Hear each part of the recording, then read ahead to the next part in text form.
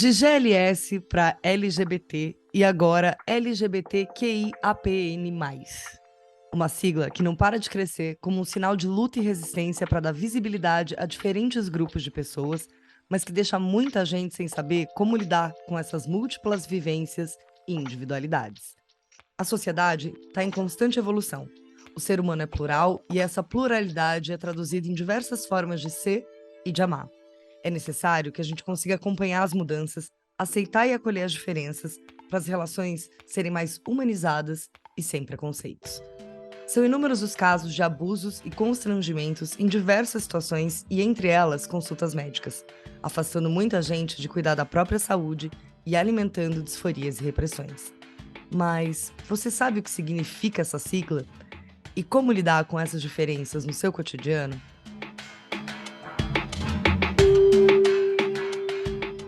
Eu me chamo Tassiana Fortunati, comunicóloga, diretora audiovisual, educadora e terapeuta menstrual, e esse é Podcast Eu Menstruo, conversas abertas sobre menstruação que vai muito além de fertilidade e sangue. E eu me chamo Carolina Pinhol, biomédica, especialista em reprodução, doutoranda em biologia celular e educadora no Ser Íntimo. O podcast Eu Menstruo existe para educar sobre menstruação e dar visibilidade a ela. Para que a gente continue levando essas informações para cada vez mais pessoas, você também pode contribuir com qualquer valor no Apoia-se ou um Pix para podcasteumenstruo@gmail.com. E atenção, se você conhece algum grupo que precisa de educação menstrual, seja conhecimento do ciclo, influência das alterações, questões sociais e tudo que esse assunto contempla, chama a gente no e-mail ou redes sociais, @eu.menstruo, e vamos fortalecer nossa comunidade. Para o episódio de hoje, vamos falar sobre diversidade sexual e gênero e convidamos novamente Cláudia Milan, que é uma mulher cis, bissexual, fisioterapeuta desde 2016, especialista na área pélvica e pós-graduada em sexualidade humana. É também professora em cursos de pós-graduação em fisioterapia, ativista pela causa LGBTQIA+, co-criadora do primeiro curso brasileiro de fisioterapia pélvica com ênfase nas especificidades da comunidade LGBTQIA+. E, além disso, criadora de conteúdo educativo nas redes sociais através dos perfis @SOSPerini. Seja muito bem-vinda, Clau. A gente está muito feliz em te ter aqui de volta para a gente continuar o nosso papo da primeira parte. Oi, gente. Agradeço novamente a oportunidade de estar aqui conversando com vocês. Hoje a minha voz está um pouco rouca, né? O professor fala demais. A gente vai falar um pouquinho sobre a diversidade no geral, né? Como profissional de saúde, eu enxergo a extrema necessidade de falar sobre esses assuntos, de levantar pautas específicas a respeito da comunidade LGBTQIA+, porque existem vulnerabilidades específicas, né? Existem questões próprias da comunidade LGBTQIA+, que envolvem saúde e precisam ter um olhar direcionado, porque impactam diretamente na qualidade de vida e na assistência que essas pessoas vão ter proporcionado pelo sistema. No nosso último encontro, a gente falou bastante também sobre a diferença entre identidade de gênero e orientação sexual. Eu queria começar a sugerir para vocês a gente começar por um glossário da sigla. Podemos começar, sim, por um glossário. A sigla em si, ela contempla tanto identidade de gênero quanto orientação afetivo-sexual.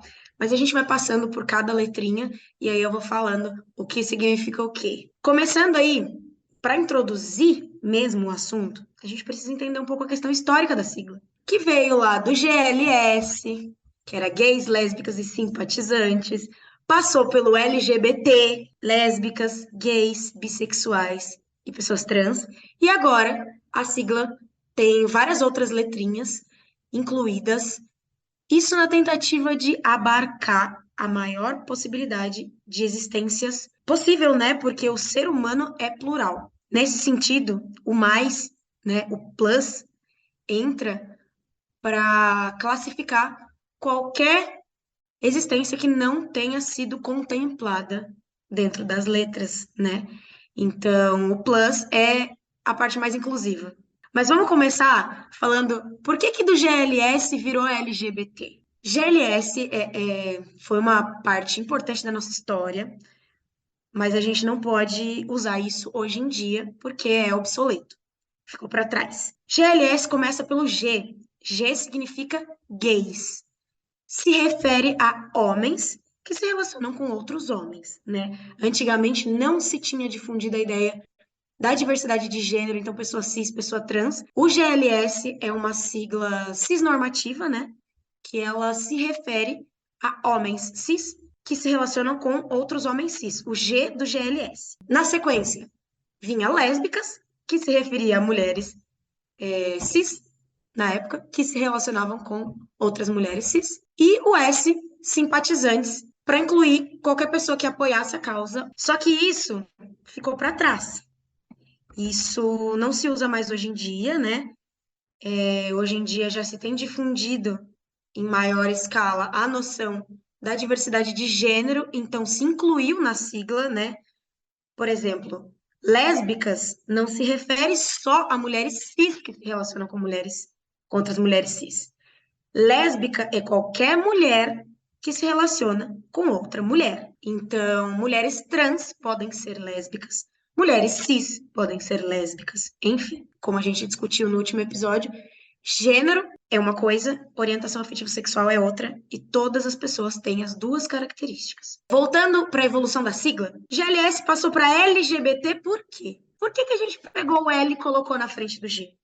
Para visibilizar mais a luta feminina, né? Para visibilizar mais a questão de gênero envolvida nisso. Porque quando a gente fala em sociedade, a gente discute privilégios. E cada recorte da sociedade tem os seus privilégios. Os homens, embora os homens gays tenham menos privilégio do que os homens héteros, em detrimento das mulheres, né, homossexuais, os homens homossexuais têm um privilégio maior. Então, para visibilizar a causa, focando na questão importantíssima de gênero, trouxe o L para frente do G. Então, começa com LGBT. Dentro do LGBT, o L significa lésbicas, né? Como eu disse, mulheres que se relacionam com outras mulheres, independentemente se é cis ou se é trans. O G, gays, homens que se relacionam exclusivamente com outros homens, independentemente se são cis ou se são trans. B, o B foi uma inovação, no sentido de entender as identidades sexuais com possibilidade de não serem monossexuais. Monossexual é aquela pessoa que se interessa apenas por um gênero, né? Então, homens que gostam exclusivamente de homens e mulheres que gostam exclusivamente de mulheres. Quando você incluiu o B nessa história, você abriu o leque para as orientações não mono. Isso não quer dizer que sejam orientações que as pessoas necessariamente se envolvam com mais de uma pessoa ao mesmo tempo. Não, isso são coisas diferentes. Poliamor é uma coisa, orientações não mono são outras. Uma pessoa bissexual, ela pode se interessar por homens ou por mulheres ou por qualquer gênero, né, que venha a existir, não necessariamente ao mesmo tempo, como no poliamor. Então, a pessoa bissexual, ela pode ser poliamorosa ou não. Tá bom? Uma coisa não depende da outra. A pessoa bissexual, antigamente a pessoa bissexual era vista como uma pessoa que se interessa ou por homens ou por mulheres, porque a visão da sociedade era mais pautada nesse binarismo de gênero, era mais cis-normativa e pautada no binarismo de gênero. Quando a gente começou a desconstruir esses conceitos, trouxemos à luz do conceito de bissexual a pessoa que pode se interessar por mais de um gênero.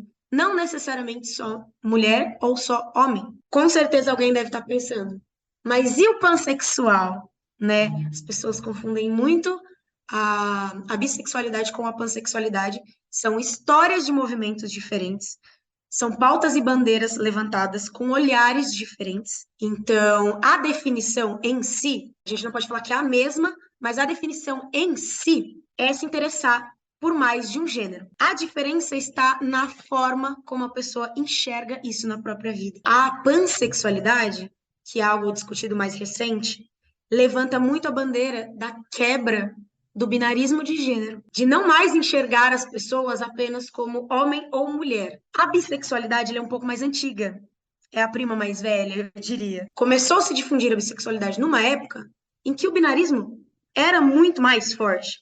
Né? Essa visão binária da sociedade era muito mais forte. O que a gente vê por aí é que as pessoas mais de gerações anteriores, elas costumam se enxergar mais frequentemente como bissexuais do que como pan. porque o movimento PAN tem algumas bandeiras próprias que a discussão é mais recente. Nesse tema, não levando em consideração exatamente só as questões geracionais, né? Mas se a gente pensar numa pessoa que agora está descobrindo que também sente interesse por outros gêneros, e ela fica nessa dúvida se ela é bi, se ela é pan, não que ela precise ter um rótulo, mas se ela está nessa dúvida, né? Se ela se identifica mais como bi ou se ela se identifica mais como pan, você acha que um dos fatores que ela precisa levar em consideração, que ela precisa pesquisar mais e pensar, é essa questão de como ela enxerga a binariedade? Exatamente, Carol. Eu me considero uma mulher bissexual. Me questionei a respeito da pansexualidade. Não que o bissexual seja visto como transfóbico, não é essa a questão. Mas o que a pessoa que está se questionando, ela tem que pensar para se diferenciar entre bi ou pan, é justamente a questão do binarismo de gênero. Como é isso para ela, como é isso na cabeça dela e como ela vivencia a própria experiência a respeito disso, entende? O meu contexto histórico, falando aqui um pouco de mim, o meu contexto de vida me carregam a me sentir mais à vontade dentro da caixinha bissexual do que dentro da caixinha pansexual. Isso não quer dizer que eu seja uma pessoa transfóbica que renegue a não binariedade esses conceitos todos. Isso só quer dizer que eu me enxergo dentro de um movimento, que eu tenho um histórico de conhecimento e de vivência, que eu me identifico há mais tempo, que eu já levanto a bandeira há muito mais tempo. Então, é mais sobre a experiência individual e subjetiva de cada pessoa. Muita gente tenta diferenciar falando dessa questão, né? De a pessoa bissexual só se atrai por homem ou mulher e pansexual se atrai por todos os gêneros, né? Incluindo pessoas trans, não binárias, enfim. E eu só queria deixar um pouco mais claro essa questão de que não entra em nenhum momento em questão de transfobia, no seu caso individual, né? E eu acredito também que na experiência de muitas pessoas é mais uma questão Identificação. de se sentir confortável, né? Porque é sobre isso, né? Essas Sim. classificações, elas são autoafirmadas. Então, não adianta. O que eu vejo é muita gente tentando entender as classificações para apontar dedos e classificar os outros. Não é assim que funciona. Todas essas classificações são autoafirmadas. Eu enxergo a bissexualidade como uma orientação em diferença da pansexualidade, no sentido de uma delas se interessa por pessoas enxergando os recortes de gênero e considerando isso na experiência individual e subjetiva, a outra se interessa pelas pessoas independentemente dos recortes de classificação. É nesse ponto que a pansexualidade levanta mais a bandeira da não binariedade, da desconstrução dessa binariedade de gênero, tanto por contexto histórico, contexto geracional das pessoas que se identificam como uma ou como outra, porque se a gente for pensar no contexto histórico, a primeira orientação afetivo-sexual que se fala mais são os homens gays, né? Tanto que até hoje em dia, algumas pessoas que não têm contato nenhum com a comunidade ou não têm conhecimento sobre o assunto, colocam todo mundo da comunidade na caixinha da homossexualidade, né? LGBT. Ah, é tudo gay. Não, não é tudo gay. Existem, inclusive, héteros dentro da comunidade LGBTQIA+. As pessoas trans podem ser heterossexuais. É diversidade, é diverso. Por isso é importante a importância de dar mais visibilidade às outras letras dessa sigla, né? Continuando, LGBT. T, pessoa trans. O T, né, o termo pessoa trans, é um termo guarda-chuva para abarcar todas as existências trans. Mulheres trans, homens trans, pessoas não binárias podem ser, sim, trans. Quando uma pessoa não binária é uma pessoa trans? Quando ela não se identifica com o gênero que lhe foi atribuído ao nascimento em alguma parte. Então, uma pessoa trans, a definição é pessoas que não se identificam com o gênero que lhe foi atribuído ao nascimento, em qualquer nível ou grau, né? Porque as pessoas não binárias, por exemplo, elas podem transitar entre os gêneros. Então, ora elas podem se identificar mais dentro do feminino, ora dentro do masculino. Ou nenhum dos dois, Ou os dois ao mesmo tempo? Na minha opinião, é o conceito mais difícil de entrar na cabeça das pessoas no geral, porque a gente cresceu numa sociedade muito pautada em gênero, muito binária. A gente falou muito no primeiro episódio, quem não assistiu, assiste lá a parte 1 dessa conversa com a Clau, que a gente falou muito dessa construção social de dividir tudo em rosa de menina, azul de menino, por exemplo, né? Colocar as pessoas divididinhas, então é muito difícil mesmo a gente conseguir entender que nem todo mundo pensa desse jeito, né? Que nem todo mundo se encaixa nisso e que o mundo não é tão separado, assim, não é tudo tão separado. E é uma coisa que a gente está lutando nos últimos anos para acabar também, né? De não existir brinquedo de menina e de menino, enfim. Então, se você não ouviu o primeiro episódio, escuta lá agora. Agora não. Deixa acabar esse episódio, depois você volta lá para entender um pouco melhor sobre esses conceitos. Só para finalizar o T, ainda tem as pessoas que são travestis, né? Pessoas trans e travestis. Qual a diferença? Olha, a diferença também entra em questão cultural, de bandeiras. Por quê? Porque a travesti é um termo marginalizado, né? É uma existência considerada diferente da mulher trans, no sentido de a travesti ela é enxergada na sociedade como aquela mulher trans escandalosa que participa de prostituição, que tem um estilo de vida problemático aos olhos da sociedade nesse sentido. Por isso, muitas mulheres trans adotam o termo travesti para ressignificar essa existência. E a travesti, uma curiosidade, ela é uma manifestação cultural latina, típica de países latinos, principalmente Brasil. A travesti é brasileira. Bom, falando da letra Q, muita gente confunde. A letra Q é confundida, muitas vezes, com drag queen. Só que drag queen nem precisa fazer parte da comunidade LGBTQIA+. Drag queen é uma performance. Drag queen é uma personagem. Não é uma identidade de gênero ou uma orientação afetivo-sexual. É uma personagem. Drag queen e drag king. Então, drag, quem pode fazer drag? Qualquer pessoa. Drags são feitas tradicionalmente por homens gays por questão histórica mesmo. Mas qualquer pessoa pode fazer drag. Eu posso fazer drag. Carol pode fazer drag. A Tassi pode fazer drag. Qualquer pessoa pode fazer drag. E aí é bom a gente diferenciar de queer. O que é queer? Pensando um pouquinho no conceito da travesti que a gente falou, é uma identidade brasileira. Queer é uma manifestação mais voltada para países anglo-saxões. Então, Estados Unidos. A tradução é estranho, esquisito. Era uma palavra utilizada ao longo da história para ofender e marginalizar os grupos LGBTQIA+, né? As existências LGBTQIA+. E no mesmo sentido que a palavra travesti está sendo ressignificada, a palavra queer também entra em ressignificação. Qualquer pessoa da comunidade LGBTQIA+, pode se definir como queer. Só que queer faz mais sentido nos Estados Unidos, porque lá tem esse histórico arraigado de preconceito em torno dessa palavra, tá? Do mesmo jeito que aqui no Brasil a gente tem a travesti cercada por essa aura problemática de preconceito e que a gente tenta ressignificar. E no Brasil não faz tanto sentido porque a gente não tem tanto contato com esse termo, não é nem próprio da nossa linguagem, né? Então, por isso que gera muita dúvida.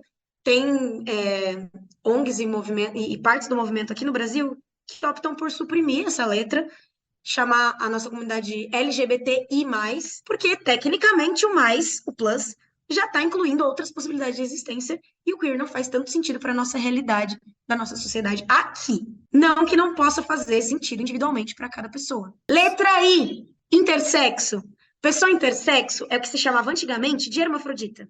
Né? Hermafrodita é um termo pejorativo, cuidado, não falem essa palavra. Intersexo é aquela pessoa que quando nasce não é diferenciável 100% entre as classificações que a gente tem na medicina de feminino e masculino, puramente. Então, é aquela pessoa que nasce muitas vezes com a genitália ambígua, que nasce com um padrão cromossômico diferente, que nasce com alguma alteração nesse sentido.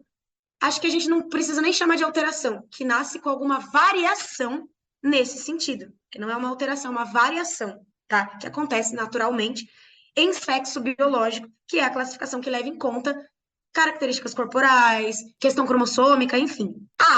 Letra A é assexual. Assexual é aquela pessoa que não tem interesse sexual ou tem interesse sexual em algum nível, a depender de alguma característica muito específica. A assexualidade pura, a pessoa não tem zero, né? Zero essa questão de interesse em interações sexuais. Isso não quer dizer que a pessoa não possa viver um relacionamento afetivo ou se interessar afetivamente por alguém, tá? Se envolver afetivamente. Como diferenciar isso de uma disfunção?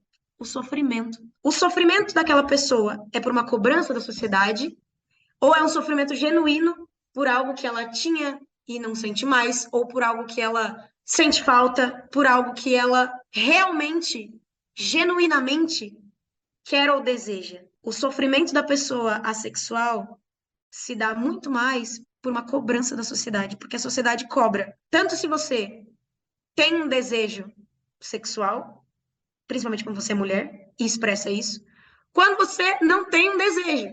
A sociedade te cobra dos dois lados. Para conseguir se entender, a pessoa tem que refletir sobre se há um sofrimento e qual a origem dele. E dentro da sexualidade, a gente tem um espectro, né? A gente tem a demissexualidade, por exemplo, que é quando a pessoa só tem interesse sexual quando ela se envolve efetivamente com alguém, quando ela tem um vínculo maior com alguém. Fora isso, ela não tem. A demissexualidade seria, então, um termo dentro do espectro da assexualidade. Porque não é tudo 8 ou 80. É um espectro. Existe uma variação. Os termos usados, eles são termos guarda-chuva. Justamente por aquilo que eu falei no começo do nosso podcast. É muito difícil classificar o ser humano e ter caixinhas para encaixar todas as possibilidades de existência. LGBTQIA e o plus. E a não binariedade, como eu disse, né? PN+. Eu só vou voltar um pouquinho aqui. Eu acho legal a gente só ressaltar que o certo é falar que a pessoa é assexual e não assexuada, porque tem muito essa dúvida por aí, né? E essa confusão. Falar que o termo assexuada existe, até se refere à forma de reprodução de plantas e outras espécies. Então, é um termo que existe na natureza, mas não tem absolutamente nada a ver com isso que a gente está falando. Excelente observação, Carol. Assexuado, inclusive, é levado de forma pejorativa, tá? Do mesmo jeito que hermafrodita. Não se usa mais esses termos. Clau, observando todas essas pluralidades e essas vivências, quais as vulnerabilidades específicas de cada grupo? No geral, a maior vulnerabilidade da comunidade LGBTQIA+, é a falta de acolhimento. É a falta de preparo do profissional de saúde para acolher a simples existência da diversidade, quanto mais cada demanda específica, né? Então, cada recorte de grupo vai ter demandas específicas. Então, mulheres cis lésbicas, por exemplo, vão ter demandas específicas, por exemplo, no sentido de quais são as formas de proteção no sexo entre vulva a vulva? Homens gays, qual a forma de proteção?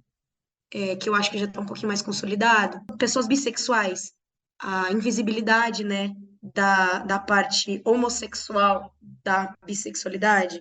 Então, essa questão do véu que cobre o bissexual e invalida a sua identidade.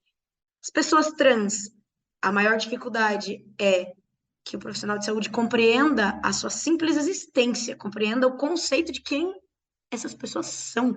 Muitos profissionais de saúde não fazem ideia se um homem trans, por exemplo, menstrua.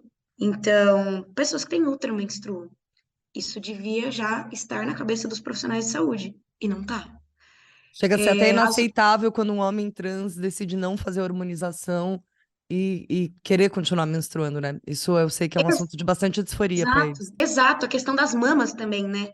Um homem trans que não quer retirar as mamas, que quer engravidar, que quer amamentar, ele enfrenta olhares e julgamentos dentro do sistema de saúde por parte do próprio profissional de saúde. As pessoas trans, eu acho que são as pessoas que mais sofrem com essa falta de preparo. Não que as outras classificações não sofram, mas eu acho que o mais gritante são as pessoas trans e na linha de frente mesmo as travestis. Eu fico imaginando as pessoas assexuais também constrangidas em falar sobre isso e quando falam, passando por uma bateria de perguntas e exames e afins, porque parte do pressuposto de que tem alguma coisa de errado com elas, né? Exatamente, dessa patologização da sexualidade. É claro que é individual, cada pessoa vai se enxergar de uma forma, mas o que a gente precisa levar em conta é o sofrimento que aquela pessoa está ou não sentindo, né? Na questão do assexual.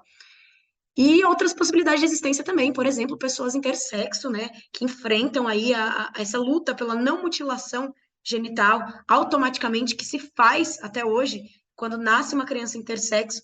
Óbvio que se tiver algum acometimento funcional, da função urinária, sei lá, claro que caracteriza intervenção. Agora, uma intervenção puramente para adequar aquela pessoa, aquele corpo, a classificações da sociedade, porque ela deveria ser ou não, é problemático. É uma luta muito grande da Associação Brasileira de Pessoas Intersexo, né, da ABRAI, a BRAI, que é a não mutilação genital automática das crianças que nascem intersexo, né, sem motivo, sem algo que justifique, porque existem pesquisas, estão sendo feitas, né? As pesquisas sobre a comunidade LGBTQIA+, são mais recentes. Ultimamente, a gente tem visto um volume maior de pesquisa e tem se percebido que, a respeito de pessoas intersexo, é mais benéfico você preservar e a pessoa decidir quando ela chegar na idade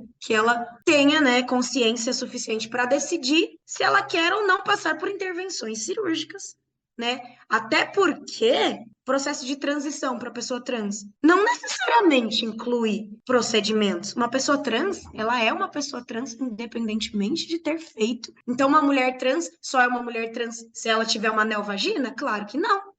Assim A gente como um precisa. homem trans pode ser um homem que menstrua, né? Você já sentiu na tua experiência individual alguma dessas vulnerabilidades nos seus processos de atendimento, quando você foi buscar uma consulta médica ou em alguma outra situação? Eu, Cláudia, enquanto paciente, sim, com certeza. As pessoas, os profissionais que cuidavam da minha saúde íntima, a maior parte da minha vida negligenciaram a minha bissexualidade. Para pessoa bissexual é muito comum você, principalmente para mulher cis bissexual, né, chegar no consultório do ginecologista. Você tem vida sexual ativa? Sim.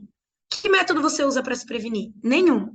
Ah, então você está querendo engravidar? Não. E aí, o profissional faz aquela cara de interrogação para você. Então, os profissionais eles precisam desconstruir essa medida. Estou num relacionamento com uma mulher cis, não preciso pensar em contracepção, preciso pensar em prevenção de IST, preciso, mas não preciso pensar em contracepção, entende? E assim, isso é negligenciado. Tem experiência de amigas próximas, casais lésbicos, que sofreram homofobia, lesbofobia no consultório. Tem um casal de amigas minhas que relatou para mim uma vez que o ginecologista tirou uma Bíblia de dentro da gaveta quando ela falou que ela tinha uma esposa. Ela gostaria Meu de ter Deus. tomado alguma medida legal, mas a gente sabe como funciona a sociedade. Ele era uma pessoa influente na cidade e, além disso, era a palavra dela contra a dele.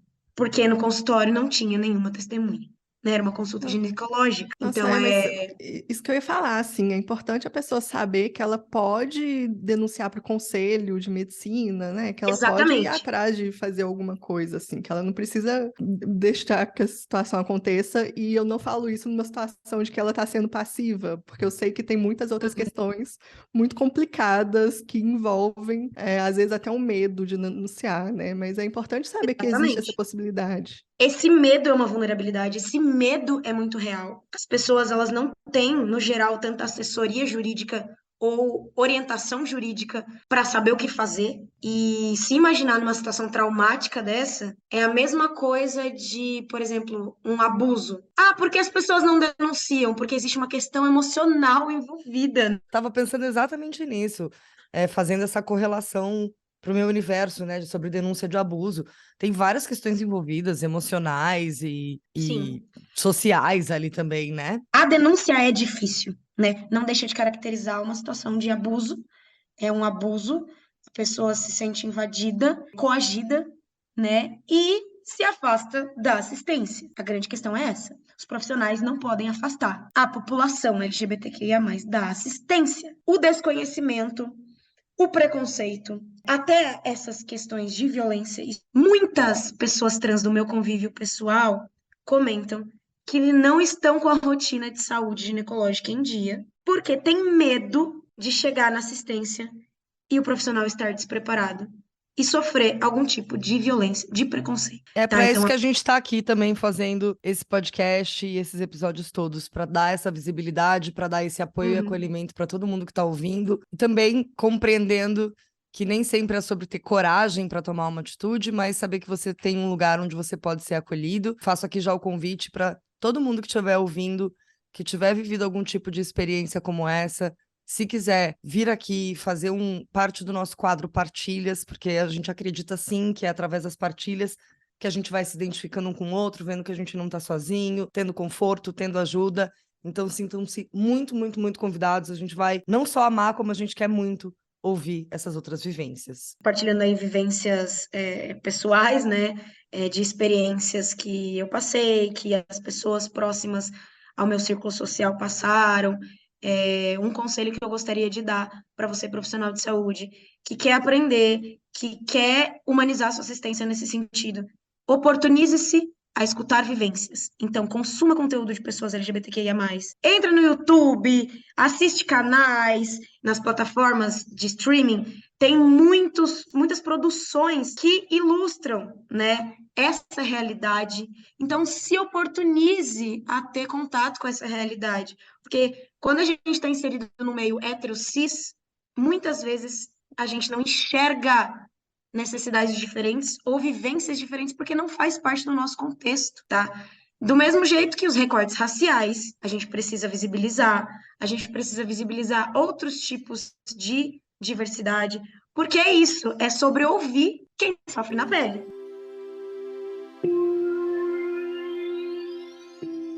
Perfeito, Clau. Então o recado tá dado, não tem mais desculpa para continuar perpetuando o preconceito. Então o nosso episódio está chegando ao fim. E, Clau, conta pra gente onde as pessoas podem te encontrar. As pessoas podem me encontrar no @SOSPeríneo em todas as redes sociais. Clau, em uma palavra, a primeira que te atravessar, o que é menstruação para você hoje? Liberdade. Você que está com a gente, fez sentido? Obrigada pela companhia. Espero que a gente tenha trazido luz, que a gente tenha conseguido esclarecer um pouquinho desse universo para você. Reforço aqui o convite, traga suas histórias, traga suas partilhas. A gente aprende quando a gente escuta o outro. É na troca que a mágica acontece. Sendo você cis, trans, LGBT, a mais. É só ouvindo um ao outro que a gente consegue expandir a nossa percepção e ser parte dessa luta. Comenta o que você achou desse episódio. E uma forma rápida e fácil de apoiar o podcast é seguir, ativar o sininho para não perder nenhum episódio e avaliar com 5 estrelas no Spotify. O episódio também está disponível no Deezer e YouTube, e você pode seguir neles também. Eu me chamo Tassiana e eu menstruo. Eu me chamo Carolina e eu menstruo. Eu me chamo Cláudia e eu menstruo. Esse foi o podcast Eu Menstruo, mas a conversa não acaba aqui. Ela continua no @eu.menstruo nas redes sociais. Se você ficou com alguma dúvida ou quer compartilhar uma vivência com a gente, manda texto, manda áudio no oi@eumenstruo.com. Beijo grande.